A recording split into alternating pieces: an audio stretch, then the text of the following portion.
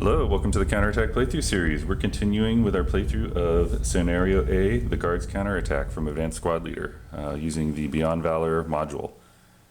Before I get into the play, thought I'd say thanks to everybody that commented on the videos on YouTube and Board Game Geek, in particular those that pointed out errors I made. Pointing that out helps me and helps others, so please do not be afraid of providing critiques of rules and playstyle even. So let me go over a few of those things just so it's clear what I was mistaken on. I'm not going to go over the little things like where I forgot to double firepower or something. That was just, you know, could happen to anyone, but I want to make sure I get the rules correct. So let's check them out. First rule, a few people pointed out, is I should have rolled for wind change at the beginning of the rally phase. If I roll a 2, the wind changes. The scenario indicates there is no wind right now. I rolled a 3, so the wind did not change. I'm rolling that for the Russian turn, just see what happens, but it can affect smoke and fires and stuff, which there isn't any right now. Machine gun covered arcs, you may have recalled. I had the machine gun in this location, fire in this down this direction, and so I laid a covered arc because medium machine guns and heavy machine guns firing from stone, wood, buildings, woods, and rubble, because of the trouble in moving those machine guns around in dense terrain, they have to have a covered arc that they do any subsequent shots in. And I said it can be placed on the hex grain. I don't know why I said that. It may have been from some other game or something, but that is not correct. You have to pick a hex spine. So I say, like, when you're firing a medium machine gun, heavy machine gun in that kind of terrain, always just pick the covered arc before you even fire. So it has to be down a hex spine, meaning, you know, from your hex down one of the 6 spines that radiate from it. And so I would have picked this one because it's still in, the targets I wanted to hit are still in this cone, going out from here, going down from here, and everything in between. And the rules say it even includes your own hex. So I guess if that's in case someone gets into your hex somehow. Okay, multi-location buildings and fire groups. I was pretty unclear. I think I knew the rule correctly, but I did not say it correctly. So let's check this out. There's a guy on the ground floor here. There's a center dot in the building there. And there is someone on the floor above him. Okay, and then over here, there's a guy on the, 2 guys on the ground floor there. There's a stairwell. And then there's a guy above them. Okay, so adjacency. Units that could theoretically move into each other's hexes are adjacent. So this guy on the ground floor and this guy on the ground floor are adjacent. So they could form a fire group. This guy on the next floor up on level 1 and this guy on level 1, you know, they're next to each other, but on level 1, they're adjacent. They can form a fire group. You can form fire groups up and down a staircase, provided you're just like 1 level distant from each other. So theoretically, if these guys wanted to form a fire group, they could do that because they're adjacent. But if this guy was on level 2, there'd be an intervening floor with no one on it, so we couldn't form a fire group. These guys are not adjacent because there's no stairwell, and they're on different floors. But I can chain them all together to make a fire group, right? Like this guy is adjacent to this guy, up the stairwell is adjacent to this guy, and then across the first floor is adjacent to this guy. So I believe I played it correctly, just explained it horribly. Okay, human waves. Remember, a human wave came across here and these guys got into here. So maybe I will make corrections in reverse. So these guys got in here and it was a close combat battle, and the Russians rolled for, both sides rolled for ambush, and the Russians ambushed the Germans, which gave them an advantage, and they killed the Germans. They would have killed them anyway without the ambush though, but they should not have checked for ambush. This is according to someone posting online. In my reading of the rules, it's not super clear if that's true or not, but I'm thinking yes, because it says ambush happens in, when units advance, and that was in italics in the rule book. And just kind of skimming around, that seems to be like, oh, you mean during the advance phase. Well, human waves don't get into a building via the advance phase. So I'm accepting that unless an expert indicates otherwise. So they should not have been able to ambush. Also, when they entered the building from the street, they should have undergone triple point blank fire from the defender, using their first fire, subsequent first fire, or final protective fire, all the same rules, but triple their firepower. And the Russians would get the benefit of the building, +3. So that would have been even harder for the Russians to get into there. And it's not explicitly spelled out in the human wave rules. It's more in the point blank fire and triple point blank fire rules. It talks about the rare cases where units can, during the movement phase, get into situations with enemy units. Okay, more human wave stuff. Let's see. This is more of just a clarification that someone asked about. So let's just say there's, some residual firepower in the street here. Let's just ignore the enemy units for the second, for this purposes. And then there's a human wave unit here. Okay, so let's say these came down in the first impulse. The second impulse, the human wave's going to move, and let's say this guy's going to move over to here. So my reading is he would undergo residual firepower attack, even though normally during the movement phase you don't take residual firepower attacks when you move out. But it really seemed to indicate that it talks about each individual component of the human wave as it's doing its impulse is attacked as it leaves residual firepower. But when it enters residual firepower, you don't resolve it until the entire impulse has been completed. So everyone's arrived at their destination, then you do it. Seems kind of hard to keep track of all that, but that's what it seems to be. So just clarifying, I think that was correct. Another thing, this unit here was stacked with a squad. He since ran away. The squad was manning this medium machine gun, and this leader was directing them, but the squad broke. And I had the leader fire the medium machine gun. Well, I couldn't do that. The squad was in control of the medium machine gun. In fact, when they ran away, they should have taken their machine gun with them. I'm going to double check that, but I'm pretty sure they can carry it. It says 3 pp right here. That's the portage points, how heavy it is to move. I'm pretty sure they can move it because they're a whole squad, but I'll double check that when the game starts. I won't mention it if it's correct, but so they should have run away with that. But if they didn't, and they're just sitting here broken, which I think they were, yeah, they were. When this guy took command of the machine gun, he couldn't do that. You can only take command of a machine gun from another unit. You have to be a leader, and you have to do it as a recovery action, and that happens in the rally phase and the movement phase. So he could not have taken it or fired it, but I think he pinned someone over here, and then the pin wore off. So no harm there. Lastly, someone pointed out I ignored concealment rules. I did that on purpose just because my little brain was not able to take one more rule in, but I think from now on I can handle. So I don't know if you remember, but a Soviet unit started there at the beginning of the game. At the beginning of the game, you can mark units as concealed if they're out of sight, basically. There's a set of rules, and I'll go over them as soon as there's a situation for concealment, but they could have started concealed. And that basically means if they're shot at, it's as area fire, which is half firepower, because you can't, hard to see. And there's rules for how you lose concealment when someone sees you or you start moving or whatever, but I could have started them there. I think there are a few other spots on the board where people could have been concealed, but I didn't do that. So let me put this guy back. So I think that's all the major errors I made. So I'm sure there's going to be more, but hopefully that clarified a few things. Okay, let's get cracking on the German portion of the first turn. Okay, it's the beginning of the rally phase. We're going to check for a win phase. I'm looking for a roll of a 2. I rolled an 11, so no win change. During the rally phase, you can also attempt to recover weapons from broken units or just sitting around, even enemy weapons. So I think this squad here on the top is going to try to pick up that German light machine gun. I have to roll less than 6 on a single die. I was a little tentative there because that sounds like almost sure thing, and that's because it is. So I rolled a 5. So they picked up this German gun. They're not going to know how to fire it as well as the Russian guns. So, but they're going to take that. Just as an aside, I'm to help me remember what things to do. There's this sequence of play that comes with the rules, and this thing is totally crazy. That whole section is the rally phase, and it's double-sided, two pieces of paper or folder kind of thing. Totally crazy, but it has everything in there, and most of the things you just skip over. But that's what I'm using. Still in the rally phase, the active player, that's the Germans, the attacker, They can try to deploy half squads from their full squad. So basically, they can order a squad to like split into two half squads.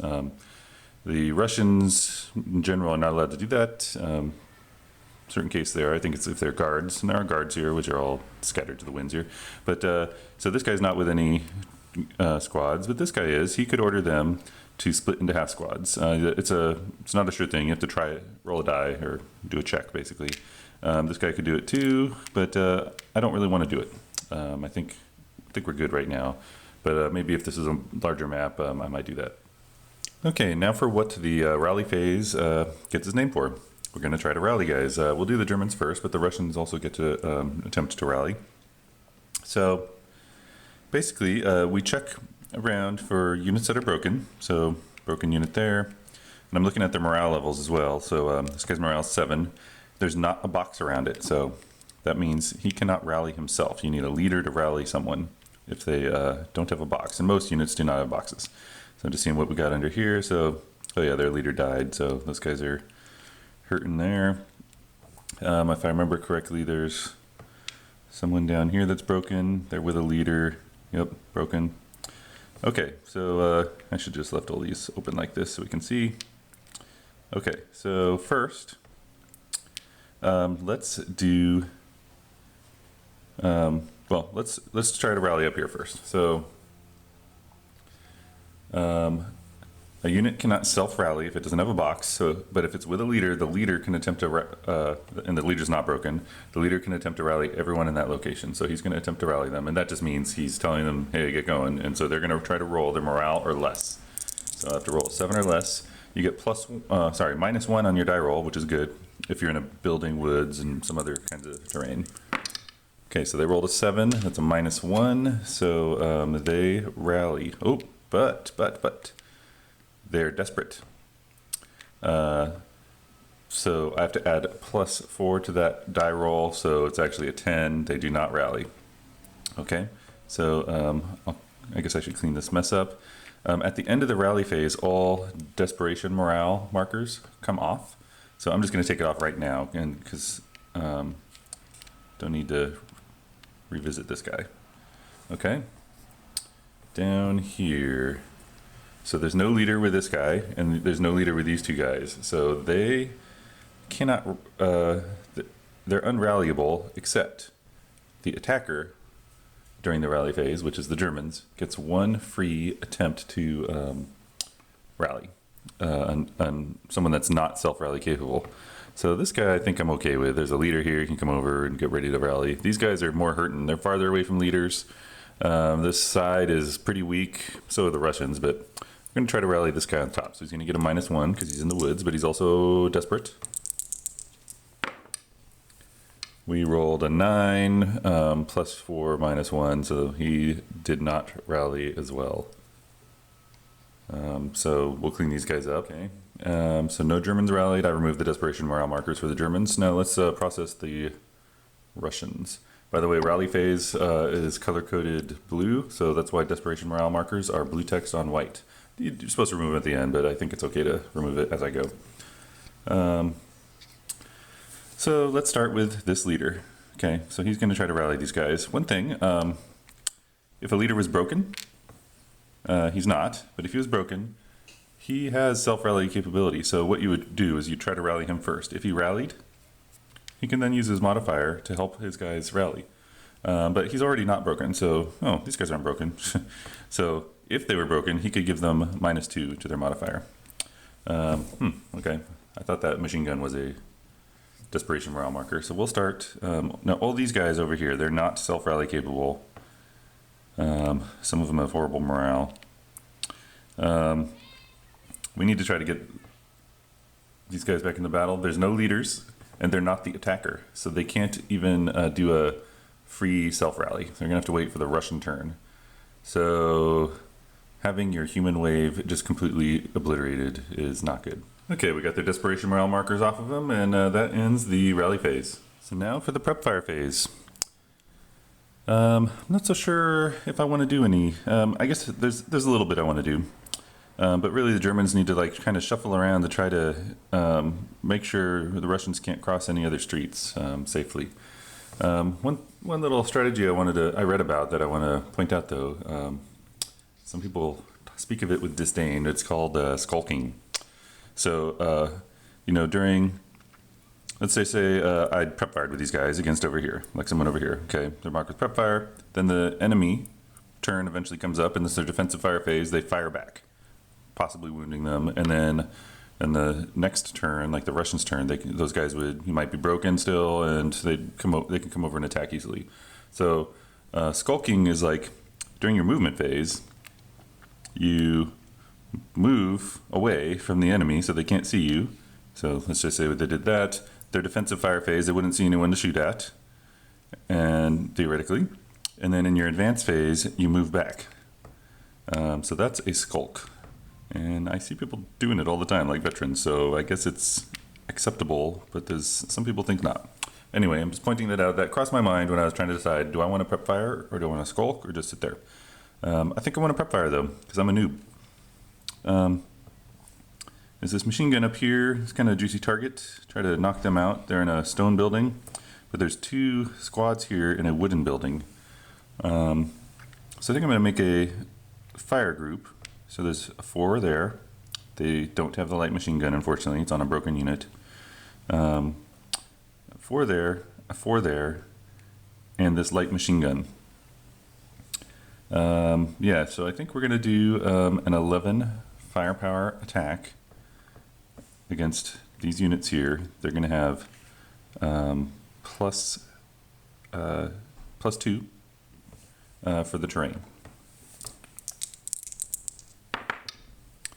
Okay, we got a 6. So I'm looking at the chart. The closest column is a 12. I'm attacking with an 11, but so I have to go down to the next lower column, which is an 8.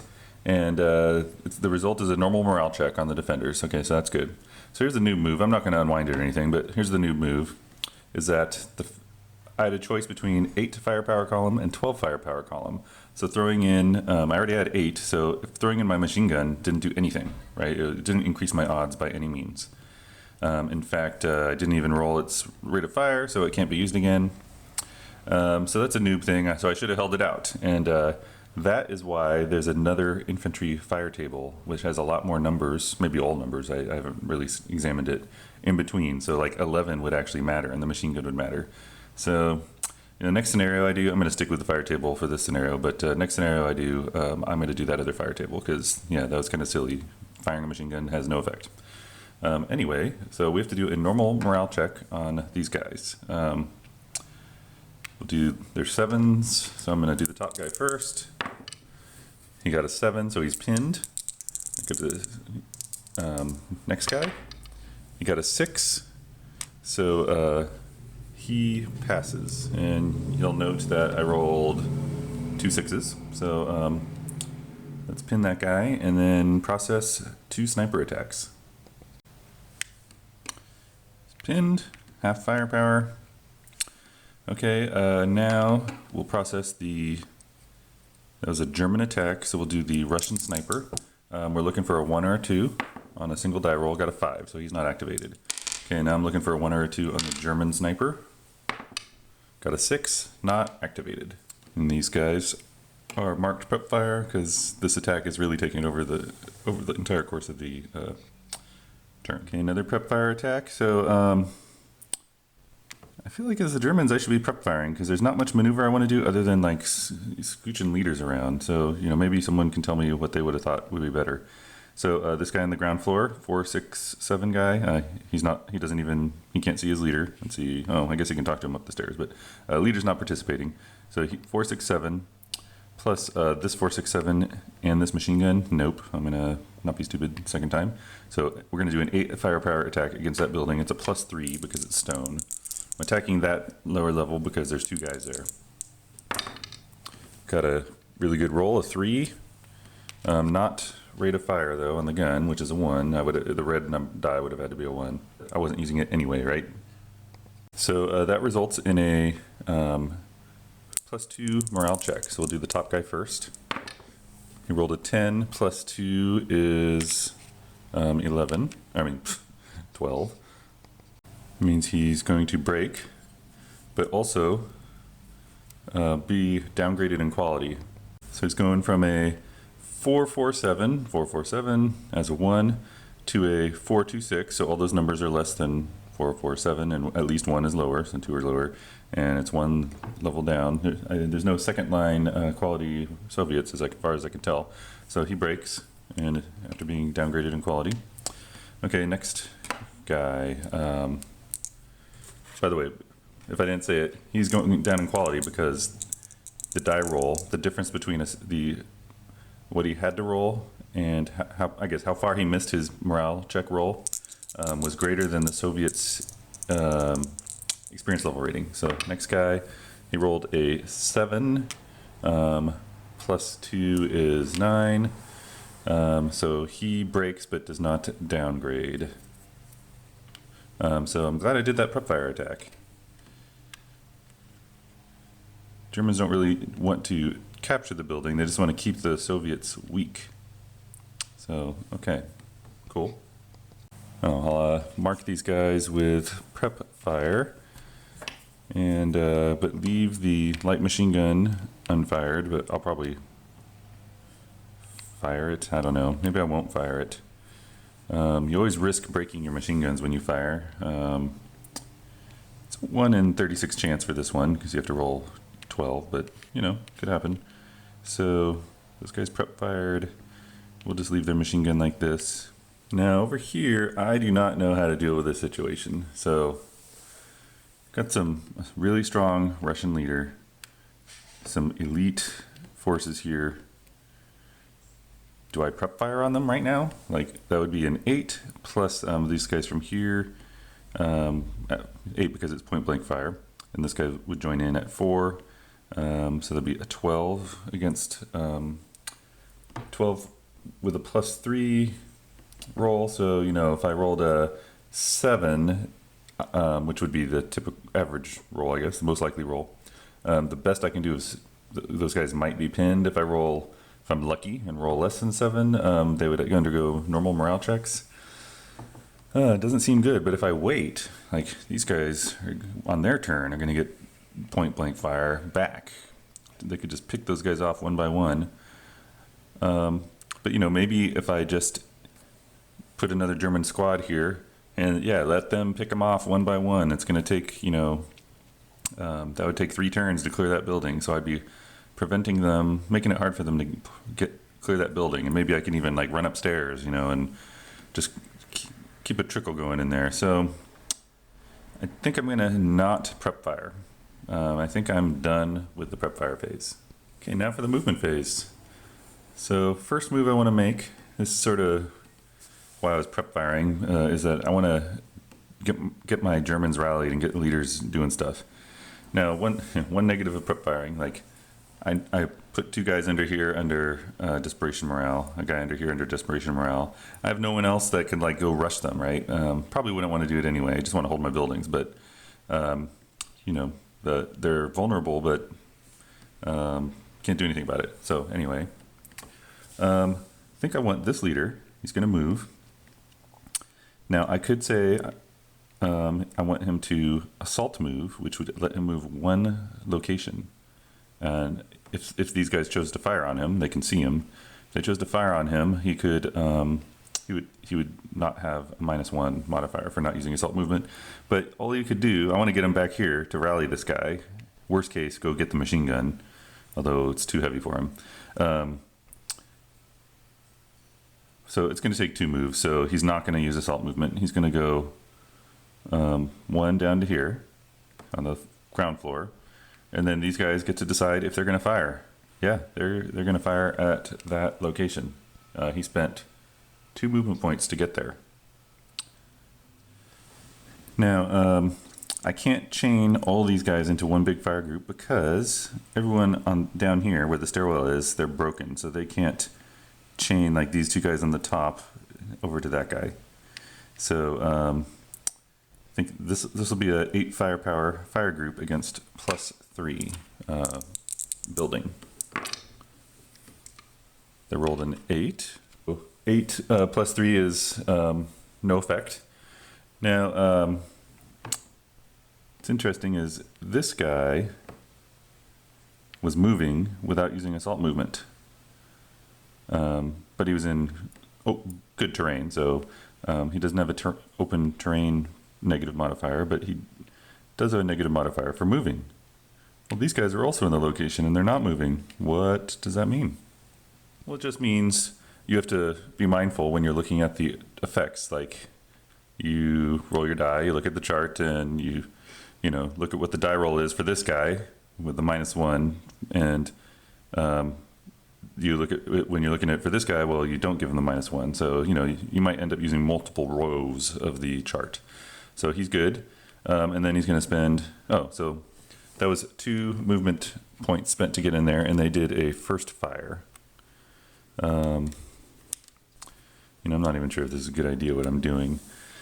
And maybe the Germans can scrounge up someone and try to run over here. So maybe the guy on the ground floor is not going to make a low probability attack. These guys aren't going to do an area fire attack with their subsequent first fire. So they'll forego a second attack with that second movement point, and then he'll move into here, and he will stop. So he's going to try to rally those guys later.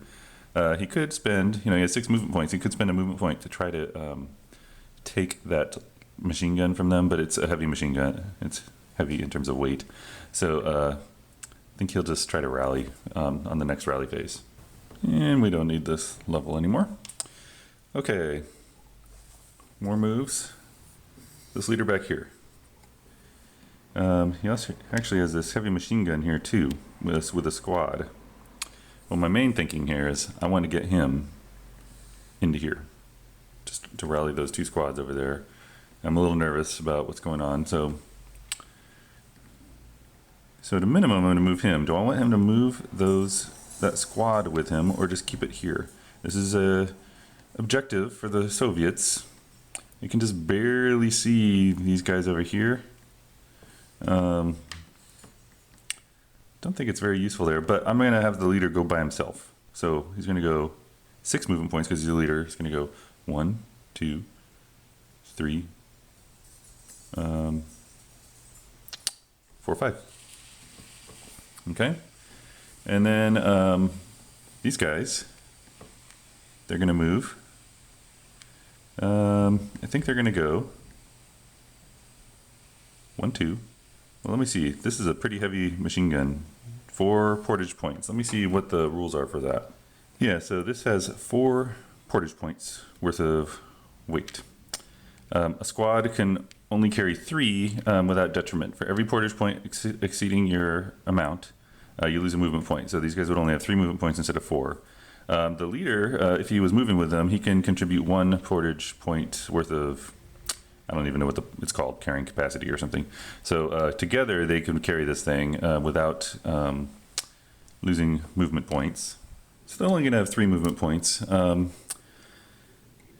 want them to have a few more though. So let's just say, for fun, that back in the prep fire phase, I can do this. You can do it in the prep fire phase or the defensive fire phase. They're going to dismantle the gun. So they're taking it apart, taking off its tripod, putting the ammunition in the boxes and whatever, and they're dismantling it. So you see the icon here is like a bunch of little parts of the heavy machine gun. Still says heavy machine gun. So they dismantled it. Not all forces can do this. The Germans can though. And actually, while it's dismantled, they can still fire it. It's still a gun. It's just got all the parts that make it really effective taken off. It's like a light machine gun. And its rate of fire is lower because, it's not as stable and all that kind of thing. But it's only requires 2 portage points because I guess you can spread it out across the men, right? They can all each carry a part. So we'll go ahead and say we did that because I was planning on doing that, moving this gun anyway.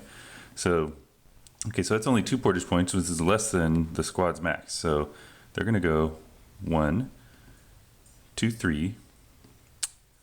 So the question is, do they want to continue moving, or do they want to advance in the advance phase, to safely move? I think they're going to do that. So they'll move in here, and they're going to, in the advance phase, they'll move up, because I'm just trying to get them on this street so they can fire down this row and also prevent these guys from crossing. Okay. Okay, another movement situation over here. I'm thinking I'm going to do that sort of delaying tactic I was mentioning. I'd actually would like these guys to break down into half squads, but I need a leader to do it. So I can just send a squad over here just to delay those guys clearing that building. So I think he's going to spend a movement or one movement point to come out here. And he's using assault movement. He's going to use his entire move to move out here. It's less than his 4 points. So you can do an assault move. It's kind of silly, but thinking like, okay, if there's a guy here, he could do a long range shot if it's in line of sight at half firepower at these guys.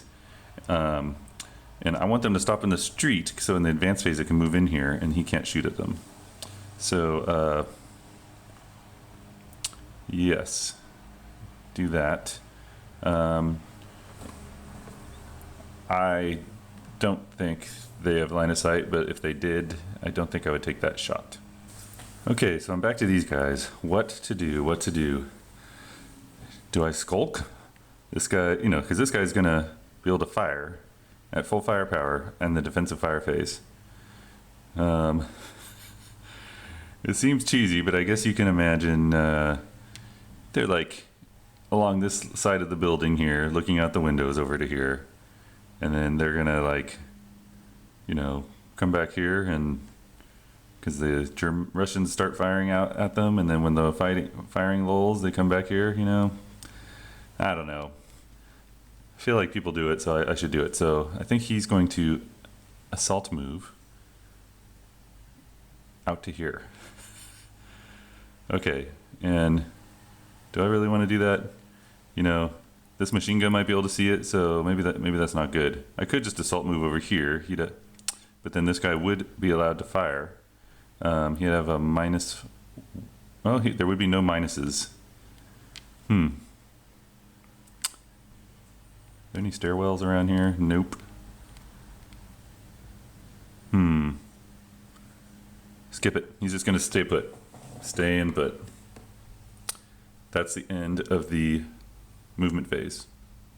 Now for the defensive fire phase is where the defenders that are still firing capable can shoot, and this guy's like, yes, you are toast.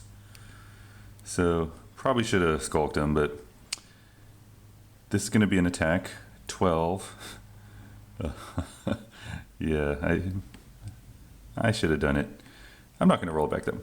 12 times 2 is 24. I'm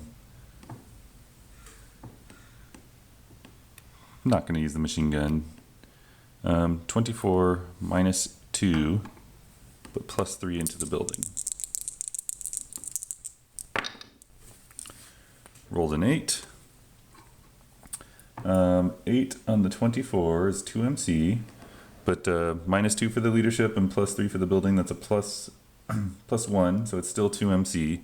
So we need to roll a 7 for the Germans.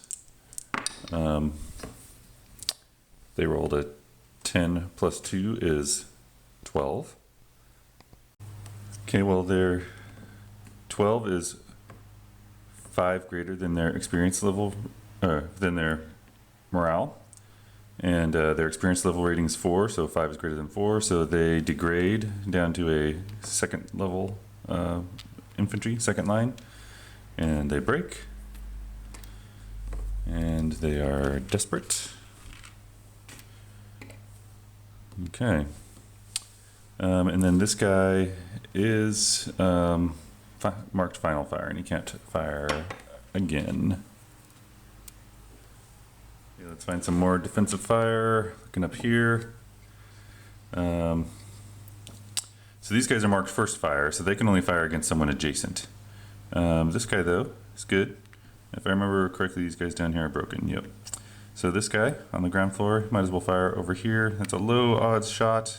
And, I might be invoking the sniper, German sniper. So maybe we'll not do that. Okay, and then this guy here. So, he's decent. He's got 9-1 leader. He's got a machine gun, 8 firepower. I think I am okay with 8 minus 1 firing at this guy. Rolled a 6, invoked the sniper. So a 6, +3 for the stone building, -1, that's a normal morale check. By the way, I'm not tracing line of sight just because it's pretty obvious there's line of sight on these short distances. Okay, normal morale check, need a 7. Rolled an 8. So they break.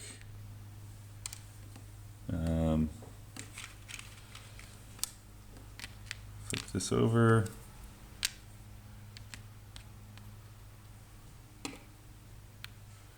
Okay, these guys have final fired.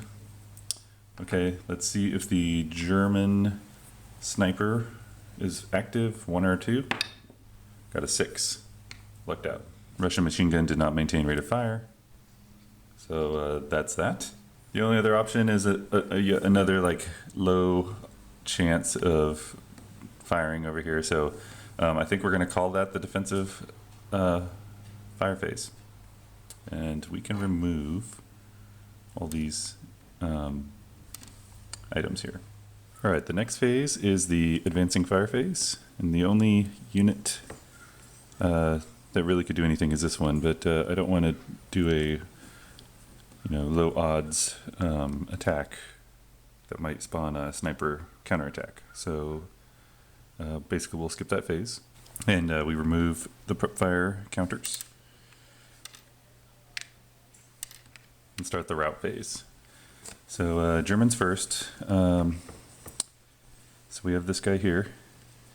So he has to pick the closest building hex that is not closer to a known enemy unit.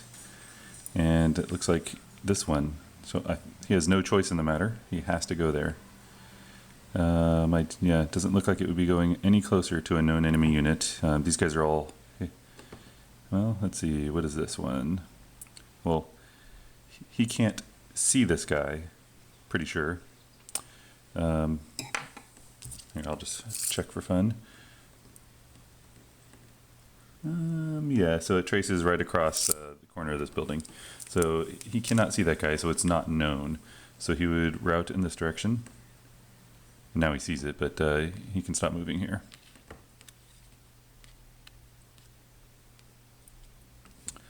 Okay.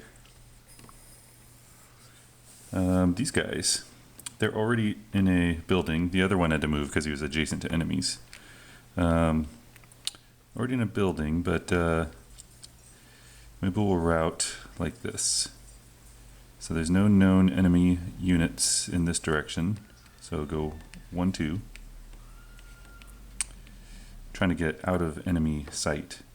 And then 3, 4 to this stairwell section. Might be nice to move in with that leader, but then they'd be overstacked. So also these guys can shoot at them. Now for the Russians, have some guys in here. They're gonna run back to this leader here. It's actually a commissar, so we'll see how that works next rally phase. I think there's one in here. Oh, he's just pinned. Okay, I think that's the extent of the route phase. Now for the advance phase. I don't think there's really much advancing I want to do. The only one would be this guy here. Hard to say which way is the best way to go. Maybe this way because there's a stairwell. Either way is going to be a bloodbath. I don't see anything else I would want to advance. Oh yeah, this guy here. So he's bringing in this machine gun. So he'll advance, join this guy, bring his dismantled machine gun. And I think that's it. And we can skip the close combat phase because there's no close combat situations. So that is the end of turn 1.